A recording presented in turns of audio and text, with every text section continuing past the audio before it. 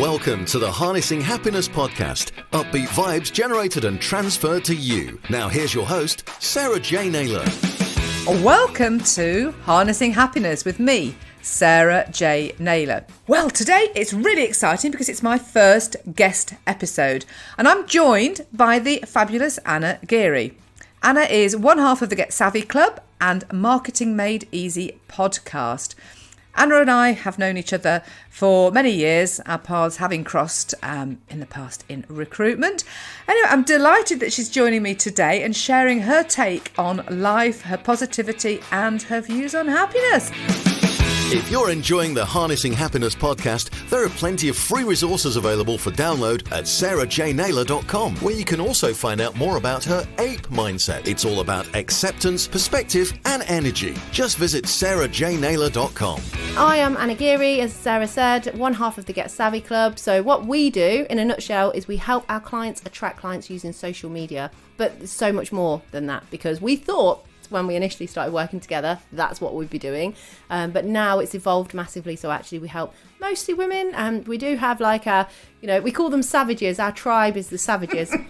So basically, if they're in our world, they're called lovingly, affectionately called the savages. But it is mostly women that we help. But then we do have some savages that are men as well. We help them with there's a lot around confidence, social media, and also selling as well. So we kind of business coach strategists, if you like. But Get Savvy Club is as my business partner Anita Baldwin always used to laugh at me when we first started out, because I used to say, it's not just a business, it's a movement. And I just stick by that. And you know what, as much as she laughed at me, I've noticed other people have started saying that now. Other people that actually are a lot like further ahead than us. We're like, oh, okay, they're starting to say that now then, are they? But just because it wasn't just about, we'll set this business up and that's that, and we'll help these people and make money. It's actually just really, you can access us, the Get Savvy Club, and help we mostly help coaches, therapists, trainers, but really business owners that want to get to that next level and are just stuck with social media. It's sucking up their time, they're faffing on it, they're overwhelmed, and they want to know what not to do as much as what to do. That's just as important. And we got together. My background, that's how we know each other. And when you said we worked together, I don't actually think we worked together. I think we we didn't. Our paths kind of crossed, didn't they? I'd had my son, and the company you were at were headhunting me at the time you were about to go and set up on your own. So it was one of those where I obviously see your name on the CRM system, but we didn't know each other until it was a real great sort of community of people, and a real do you know what? Yes. If anything, that particular business was too nice, because when I'd done recruitment before, everyone was always dog eat dog, really basically everyone trampled over everyone to get where they needed to get to. And then when I joined this particular business, everyone was actually probably too nice, and so from that it meant that there was different social occasions that obviously, even though Sarah had left, she was invited to, and we kind of you could find us in the corner being chat, getting on really, really well. We were at our old boss's wedding, wasn't it? A wedding reception a few years ago. So we'd both not worked. It's our paths have crossed over the years, but it was you're right. It was a great community there, wasn't it? A really sort of great place. I was with them for 13 years before I actually left. Yeah, so my background was 17 years in recruitment. Not as long as you had in recruitment. Didn't do as much of a shift as you. But I think 17 years. For me as my personality, which is shiny penny syndrome type of a person, 17 years was good. But I think I only managed 17 years because I had 2 children in that time. I managed to go part-time and all of that. That's why I did 17 years in it. But I knew I wanted more. I knew I didn't want to just sit. Not that recruitment is just sat at a desk, because you do go out, you're meeting brilliant people, you're meeting brilliant clients, you are adding value to the world. I had a business coach once that said to me, you know how they do, they don't tell you things, they just kind of get you to speak, and then you say how you feel. And he went, it's really interesting, because you actually place people into jobs that you don't think that they should have. You personally don't think people should be working 60, 70, 80 hours a week, and the types of roles that you recruit for, financial controllers, finance directors, you're meeting people and you're placing them into their jobs. So basically you're placing them into jobs where that's their life then. Even though they want that, of course, there's lots of people out there that want the corporate life, they want to work 60, 70, 80 hours because they want to earn that money and whatever. But it just didn't align very well with me, because I knew I wouldn't want that. Before I had children, I used to work silly hours and whatever it took, really. But since having children, my mindset changed. And then I was like, actually, I am sending people into these sort of soulless soulless jobs, or how I saw them soulless. So that moment was like, oh, actually, I'm in the wrong place. So you had an aha moment. Yeah, definitely. So I dabbled in different things. Yeah. I started various different businesses up. I think at one time I had network marketing. I was doing a bit of network marketing. I had property sourcing business. I was still doing the recruitment. Yes, because I've noticed, I've obviously observed you because of the social media, and and LinkedIn training. I did LinkedIn and I think training that's for my probably clients as well. Yeah. I mean, that's the beauty of social media, isn't it? I mean, as I say, our paths crossed all those years ago. We never actually physically worked together, but we seem to have got to know each other through social media and through all the different things that we do. Yeah. And you've got this sort of really bright, very energetic and on the go sort of personality, which, we're kind of very similar along those lines, that we like to generate that. You've tried those different things, which obviously I know you're on the way to describe into the Get Savvy Club. But what I see from what you do with Anita, it's more than just teaching the social media. As you said, you've got this movement and you encourage and almost like coaching your people along, and you can see that sort of. But what I see from what you do with Anita, there's this vibrant frequency that's a sort of a higher vibe that you sort of generate through all that you do. And you come across as happy because, obviously there was a post that you put on LinkedIn regarding your passions and your talents, which is something I'm passionate about, because actually when you align all of that, you can become really happy, and I can see that with what you're doing now. So what does make you a happy person? Yes, you work, because I can see that, but you've got so much more that is in your life. I know that. There's loads of things, and it's really funny actually, because when the lockdown happened, everyone sort of knew me as someone that, because I literally go along to any, because I love meeting new people and hanging out with different people, and I'm not. But then I do like my own space as well. So when people were like, oh, you're going to really struggle, what, you've got to just stay in and not go. And actually, I just realised I am really actually quite adaptable. Although on the outside it might look like a whole bunch of chaos going on and noise and loudness.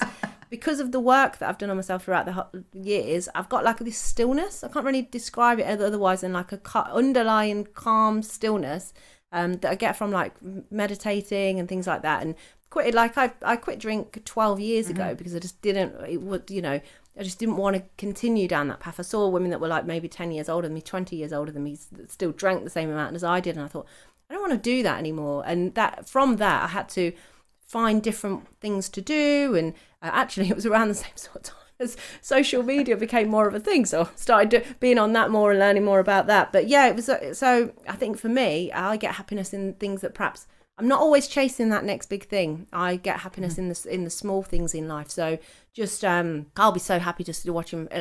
On Sunday, both my daughter and my son had a football match. So literally, I went to watch one football match, watch my son, then I watched my daughter, then I came home, and I'm a Leicester City fan, so I watched Leicester City on the TV. Lots of football.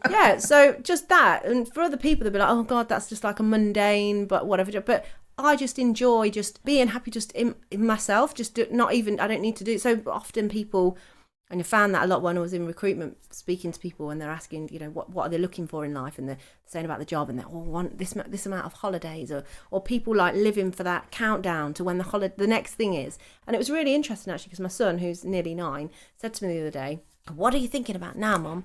And I was driving, and I actually saw a bit of graffiti on this wall, and I went, well, I'm just thinking about, wonder who put that graffiti there. And he went, "Oh, that means that you're, what does he say? I think he said that means you're a happy person or something." And I said, "What? What makes you say that?" He went, because he was like, "Because you're in the now, you're not thinking ahead." He said, if you're thinking ahead, so if you said to me like that you're thinking about something that's happening in the future that you're looking forward to, or something that happened in the past, then that means you're not, you're not in the now. Wow, so where's he got that from? That's amazing. That's what I said.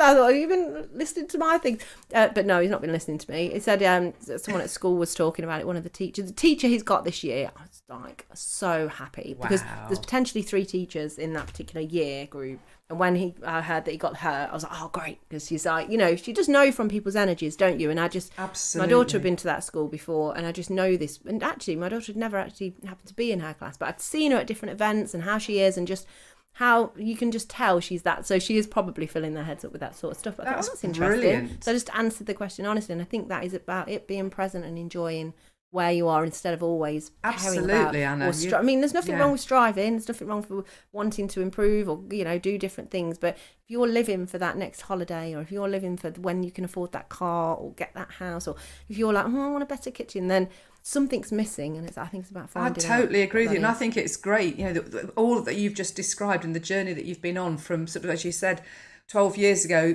being a drinker and having that moment where you recognise that that's not what you wanted anymore, and you've done all of that sort of personal development work.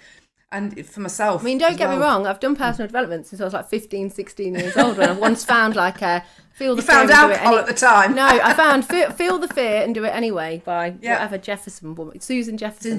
Yeah, and I've like had like emails come from her as well, like quite like early on too. So I'd always worked on it, but then I was like, I worked hard, but I partied up. Well, it's recruitment, isn't it? So I was always but then I thought, to get that to that next level, why do I drink? Why do I want to continue doing that?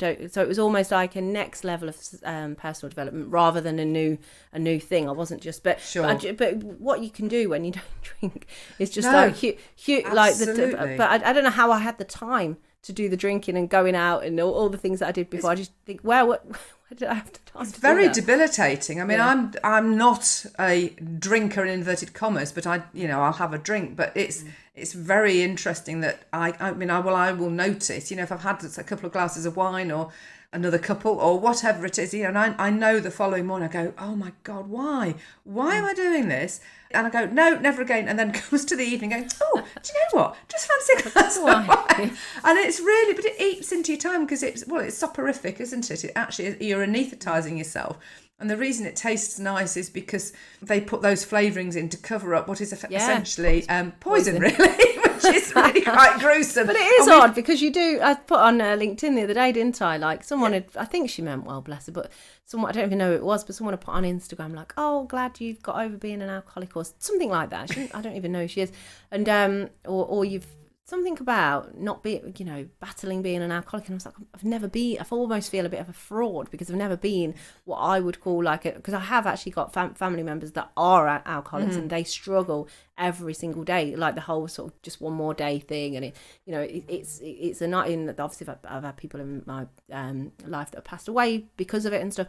So I've never got to that. I could see that could be me if I'd have carried on. So I almost like stopped it before that became a problem because I'm aware of what problems it can become and things. But yeah, it was just really odd really for someone to put that. And I actually put a post on LinkedIn about it because I was like, people don't assume just because sometimes when I say I don't drink, people look at me like I'm damaged, like, oh my God, you must have had to like, do this and that. When people do have to go to rehab and go through a big struggle, oh gosh, it's hard for them. It's a very, very different life. I literally just read an Alan Carr book, which is he helps people stop smoking, helps people lose weight, quit bad sugar, all different things that he wrote books about. I read his book after you mentioned it a couple of years ago, and I stopped. I think was it a couple of years? It must be a couple of years ago now. And I didn't have a drink for 3 months, and I thought, do you know what? I've never been, I want to make a choice and have a drink if I want to drink, and that was a slippery slope. Not as I say. I mean, I've not had a drink the last couple of nights, and then I can take and leave things and. I used to, not many people know it, but I did used to be a smoker many years ago. I know. But I stopped smoking and I gradually had sort of 2 cigarettes in the day, and I'd have a couple of drags, put it out. It's so attractive. A couple of drags, put it out, and it would last me all day. And I pushed the first cigarette I had further and further into the morning until the end of it was I was having my first cigarette like at 6:00 in the evening. I thought, what am I doing? Stopped smoking completely, then started smoking some other people's periodically, but never bought my own again. And then when I got pregnant, my son will be 23 in January. So when I got pregnant, went, oh no, I really thought of it. Yeah. Not that I was smoking at that point. So I can't, I know I've not got an addictive personality, but we aren't our behaviour. That is the thing. We can change those programs at any given time if we choose to put a new program into place into our brain. That's all it does, isn't it? It just resets your mind. So exactly. I read that and I had my last shot of Bombay Sapphire Gin, which is what was my last drink. And I was like, okay, I'm just not a drinker anymore. And like the actual not drinking wasn't hard at all. What was hard was actually obviously having to lose friends along the way and have like a different way of life, because a lot of my friends were, because I actually had a couple of friends that I always used to think, well, yeah, I drink a lot and I party and whatever, but I'm not as bad as these people. I won't say their names. And actually, I still see one of them. She's still my friend on Facebook. I don't really, if I saw her, I'd say hello and have a chat and whatnot. I don't have anything bad about her. It's just not my life anymore. Yes. And I'll often see her on Facebook. She's like fallen over. She's gone out and she's fallen over and she's in A&E because of, she's drank too much and stuff. And again, she still holds down a job. She still brought her kids up. But I just think, why are you still doing that? Like, we're in our 40s now. How long am I going to see her do that? But it's not up to me to say to her, well, why don't you read this book? Or what? She knows what I've done, and she's cool with that. But we actually have nothing in common now, really. And I realised what we did have in common was going out, like party and acting idiots, really. Sure. So that's, it's more about actually just changing. But like you say, anyone can make that decision at any time to go and check. And I think it's the same with happiness. Yes. You get to choose if you're happy or not. You get to choose if you wake up in the morning and go, oh, I'm not happy, and then just... It is. It's about getting up, and it's about being grateful. It's about appreciating what you've got. And going back to what you said about it's the small things. It's about you having that time with your son and your daughter and watching the football matches and then coming back and then watching Leicester City. It's about those small things. It's not about what is the next big thing. What have I got to work for? It's not about going, oh, well, it never happened to me last year, 2 years ago, and dragging all that stuff. Yeah. What's in the past is in the past, which is why it's called the past. You can learn from that stuff and you can change your behaviour around it. And like you said, it's nice to have things that you want to aspire to, that you want to do, you want to achieve, but actually appreciating what you've got in the moment, living in the moment, seeing that graffiti and having that conversation with your son is just awesome. Yeah.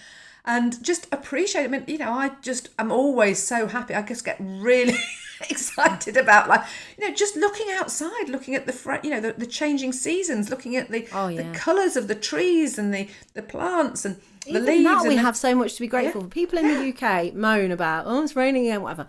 Hang on a minute. We are so fortunate that we have 4 clear different seasons.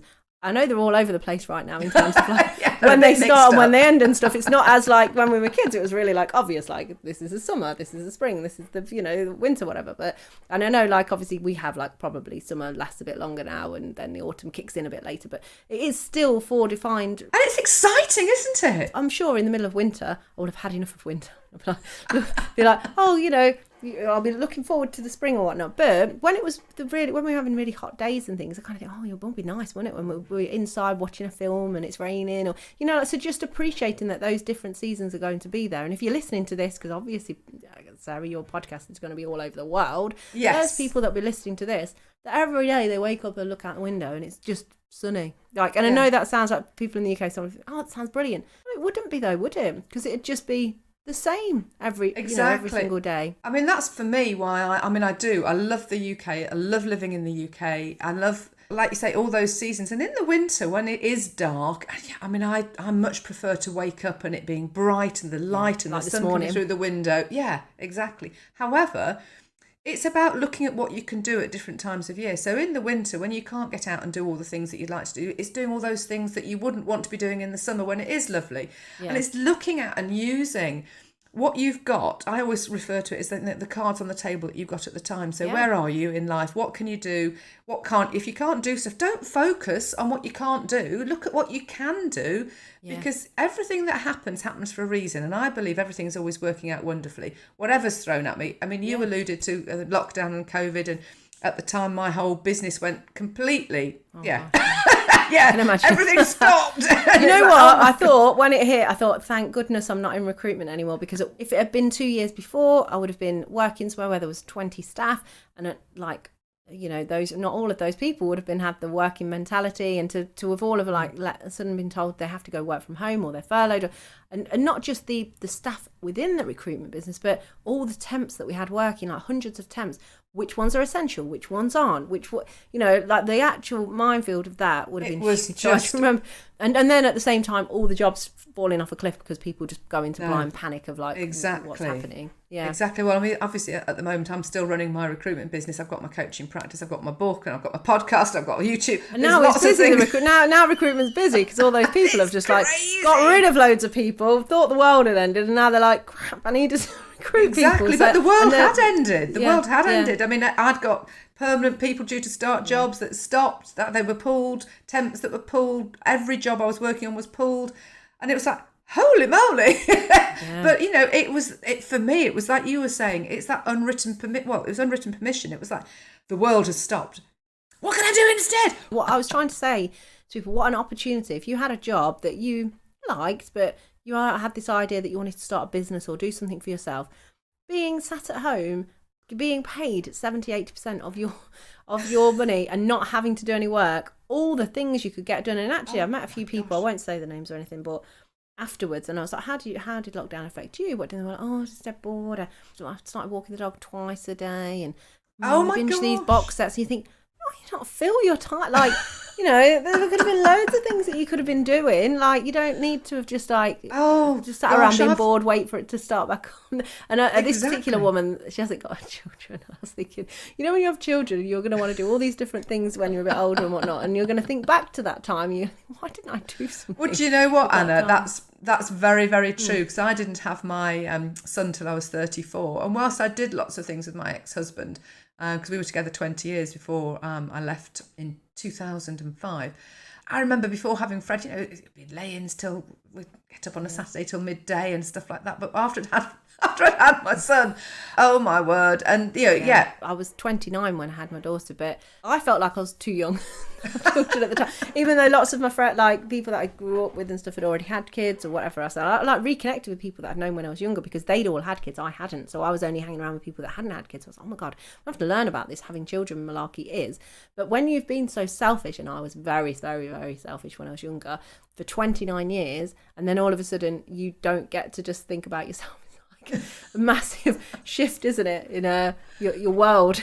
We'd done lots of different things, you know, to do with sort of doing up houses and things like that. And we used to buy stuff from auctions and do outdoor car. It was a completely different life to the one I lead now. And when I actually left, and that's what I was alluding to in terms of your aha moment and going out, you know, becoming sober. Well, mine sort of was 16 years ago, and I left, and I completely embarked. I mean, I've always been interested in all sorts of different things, but it was a real journey of self-discovery, or not self-discovery, of awakening what was already within me. Very tellingly, my ex-husband told me about 18 months after I'd left, you've become the person that you would have been if it not been for me. And it's like, it wasn't meant as a compliment, but it was very true. Take it as because a compliment. I didn't, he didn't allow me to be really myself. I used all my energy to get to standing point in that relationship, whereas now, you know, I just embrace life with everything. You know, it's just I love doing things. I love sort of, like you were just saying about lockdown, you know, it's an opportunity to try different things, to do stuff that you wouldn't. I mean, I was out running and every day, and which I like to do, but I don't get a chance to do as much as now. But, you know, just to do and be, and, you know, I mean, that's what I set up my YouTube channel at that time, and I did an NLP training course, and then I sort of rolled out my book into an online course.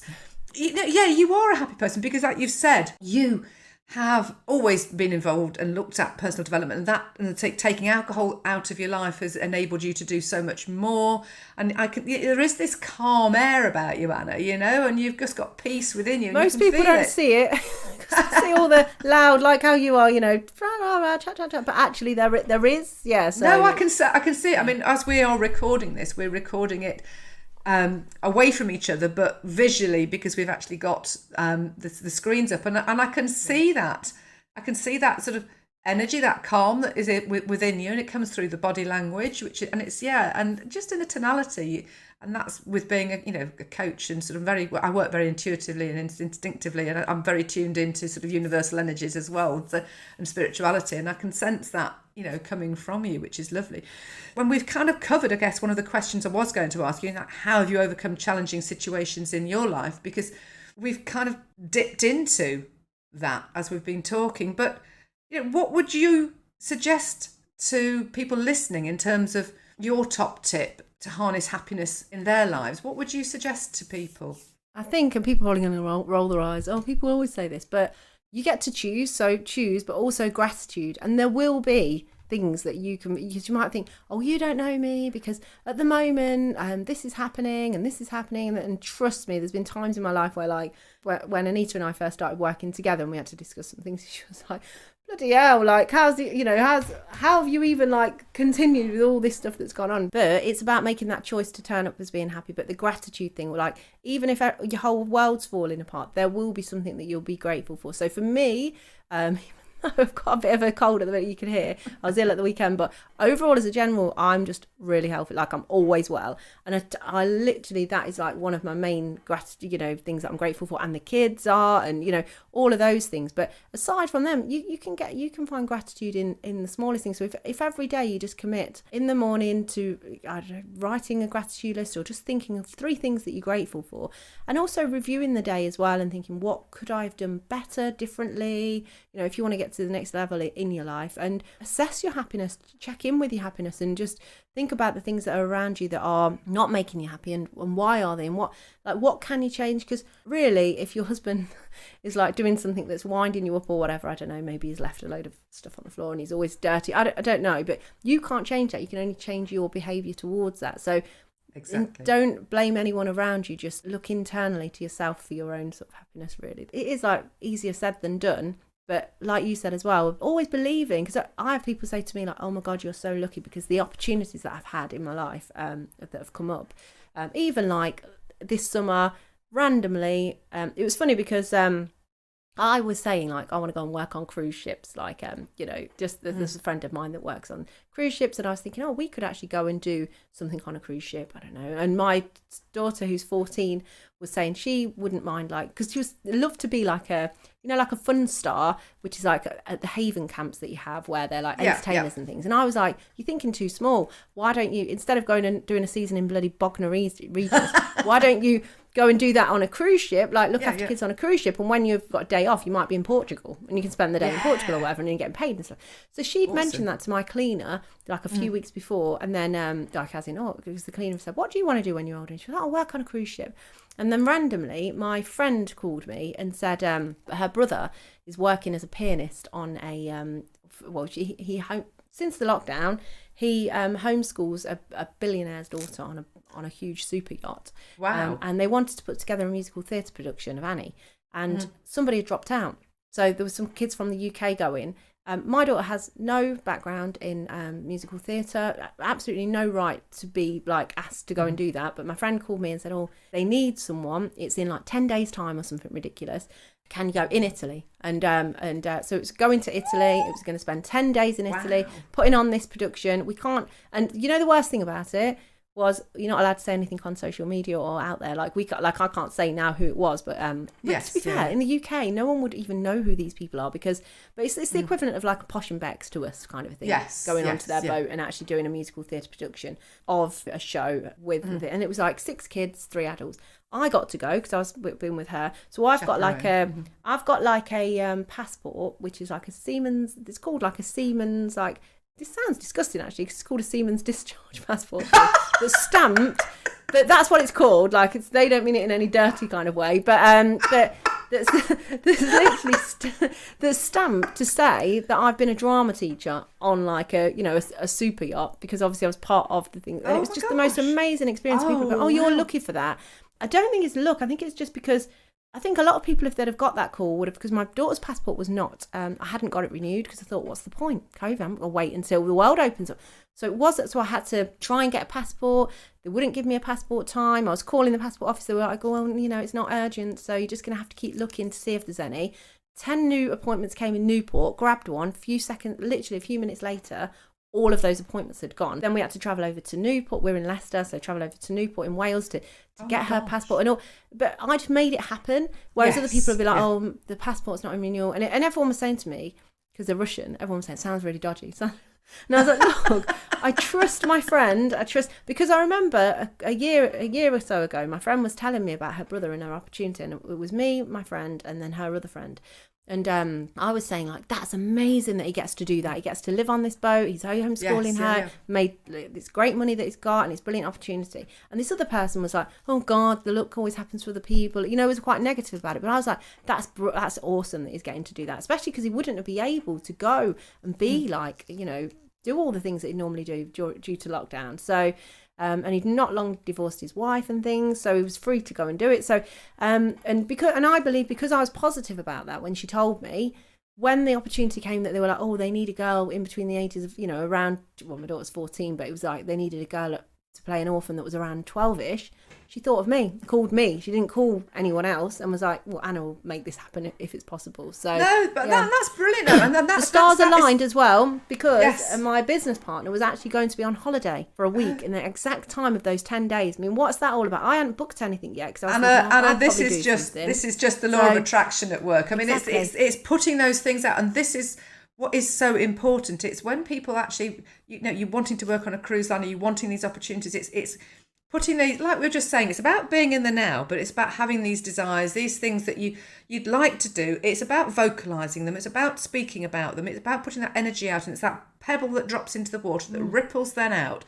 And you don't know how that is then going to come back at you. It's not up to us to work out how it's actually going to physically happen. However, she had no right to be there, because she doesn't have any musical thing. I was a little bit worried. Oh my God, when we get there, like all the other kids are going to be these like mini, like, I don't know, Bonnie Langfords, and like she's just going to be like, but she wasn't out of her depth. She just went, cause she's like me. She just went for it. So it just goes to show. But you're right. Put it out there, and things will kind of work out. But it is important to recognise the opportunities when they arrive. Yeah. Because that is what you did. You saw it, you seized it, you went for it. And like you said, other people would turn around and go, oh, well, I can't do it because of this, and I can't do it because of that. Yeah. It's not. They try and work out how they can't do it rather than how they can do it. That's the thing. Yeah. Absolutely. They think, why shouldn't I do this? Well, I mean, I just say hats off to you, though. Yeah, absolutely. And my background as well, I actually did performing arts at college. So I love musical theatre as well. Yes. So it's like, it's not just going and doing something I'm not interested in. Because it was a production of Annie. I actually knew all the lines to all of it. Oh, and wow. That's the thing. We turned up, and so if anything could happen to the woman that was the drama teacher that was playing Miss Hannigan, I was ready. You were ready. You were there with your lines. I don't need the lines. Yeah. It's a hard knock life. I can help you. Yeah. Oh, that's just such a brilliant story to end on. Thank you so much for sharing more about that, because I had been curious myself in terms of what was more to that story, and it is. I mean, it's seizing the moment. It's knowing what you want to do. It's being in the moment, seizing the moment, knowing what you want to achieve, but not hanging the outcome onto it, and dealing with things as they arrive at the time. And if you can make something happen, go for it. And it is. Yeah. I think carpe diem is the and don't keep looking at other people and think, oh, they're so lucky because of this and that. It's not that they're so lucky. It's like Sarah said, they are open to things happening in different ways. So it's not about being lucky. What is important to do is to have those conversations about things that you are interested in and that you do want to do. I mean, I've made this podcast happen. You've made your podcast happen with Anita, and it's pushing forward. It's trusting and it's believing in yourself that these things can happen and will happen, and showing that appreciation, showing that gratitude that you've already referred to. I mean, even I think back now, we're talking about gratitude and appreciation, how when we were at school, when we grew up, I mean, I'm not a religious person, I'm spiritual, but I'm not religious. And we used to have to go, thank you for the food we're about to receive. And actually, there's a lot in that. Yeah. There's a lot in that. You don't need to be religious, but just being grateful. Saying to the kids, you don't know how lucky or how grateful you should be just the fact that you was born in the UK. So Anna, just to finish off on then, so this is Anna. She's one half of the Get Savvy Club, but she's a whole lot of woman in her own right. And how do people get hold of you if they would like to know more about social media marketing? Well, unsurprisingly, you can find us on social media. So, you know what's so frustrating? There's actually an Anna Geary now who she plays for Carr. She is a Gaelic football player. She played for Cork, and she was a relatively not that well known kind of thing. If you googled Anna Geary, you'd see some pictures of her, some of me. Anyway, she went on Dancing on Ice, which obviously elevated her, so she was even more well known. And now she's got a job on Talk Sport, right? So now if you put in Anna Geary, she's the main Anna Geary and I'm the secondary one, so you might have to do some digging. I'm not the one that used to play Gaelic football. I think there's a trick here, actually. I think I am visualising now, it's coming into me, that we have a double Anna Geary show on TV. Over to you, Anna Geary. Back to you, Anna Geary. Yeah, she both must have footballers, both presenters. Yeah, she must have thought, who's this Anna Geary? Like before, but obviously going on Dancing on Ice and then getting that, she's flying her. Oh, we're going to have to get you on Strictly instead then, Anna. Yeah. So if you go on LinkedIn and put Anna Geary, Get Savvy Club, or follow us on Instagram. So Instagram is Anna Geary _. You can always look up Marketing Made Easy from the Get Savvy Club, and that's our podcast to find out. Awesome.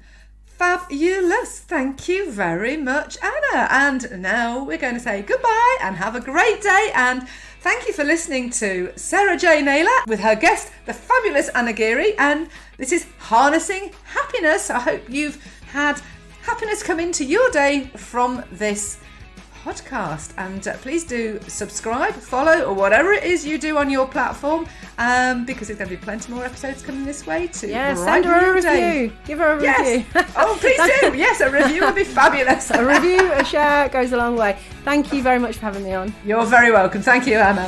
Thanks for listening to the Harnessing Happiness podcast with Sarah J Naylor. If you took value from the content, please follow the show on your podcast app. And to find out more about Sarah's ape mindset, visit sarahjnaylor.com. That's Sarah J Naylor.